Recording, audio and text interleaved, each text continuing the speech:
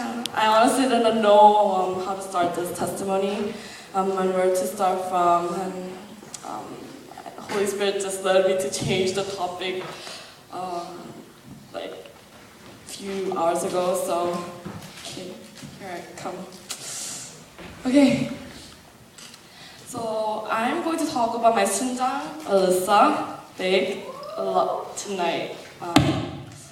Coming into KCCC, I did not know what sunjang even meant, and when I finally figured out what it was and what sunjangs do, I was excited to meet mine. However, when I was first informed about my sunjang, I was kind of shocked because I knew Alyssa back in high school, and because of the preconceived image that I had about her, her quietness and how she's really reserved. I was expecting a sunjang who can be talkative and more alive, friendly, and I didn't have too much expectation on our first moim, but I was wrong. I figured out and actually was thankful that she had an open heart and ears to listen to me, and rather than being shy and quiet, she opened up to me to share her side of the story and was very responsive to me. Since then, I became the one who I became the talker and she became the listener, and we perfectly balanced each other out. I needed that year someone who is and was willing to listen to me and be there for me. Now that we're here together through thick and thin, now I realize she was a huge part of my blessings that God had in plan. I don't see Alyssa. Okay. Okay. To be honest, I wanted to be a sunjang ever since I figured out what it was. I had such a heart for creating my own family, a family of my own, my little children, directing them and guiding them, but without fully realizing the weight and consequences of it. I remember during our last sunjang training, Blaine Gazang told us that there is no family that has no conflicts, difficulties, or brokenness.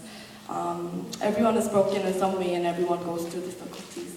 My family is no exception, and our family was in ruin. Always full of arguments, physical fighting, screaming. Growing up in such a family, I always wanted to pour out love on someone and sought to be loved. But my loneliness came from not knowing the true provider of that love, the only one who can provide me with the right, that missing piece of the puzzle. So whenever we had scheduled conflicts on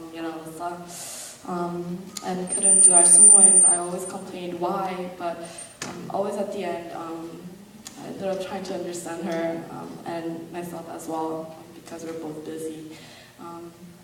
I tried to find that missing piece from friends, trying to fill that hole that my friends did not provide me with. I didn't realize that my sunjang is a human being, as well as that I cannot expect everything from her.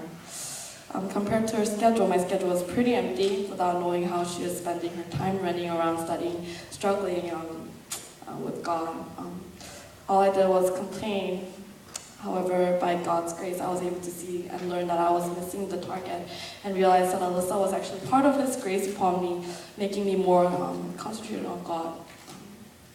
Alone. I mean, even more. I want to be that blessing channel for people who are to come, the new freshmen.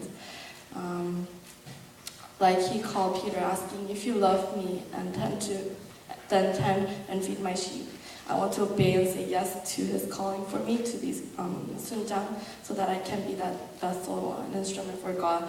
I want to be used by God, want to be that blessing in someone's life, to be that model of Jesus' sacrificial love, being able to pour out that love to my future sunwans.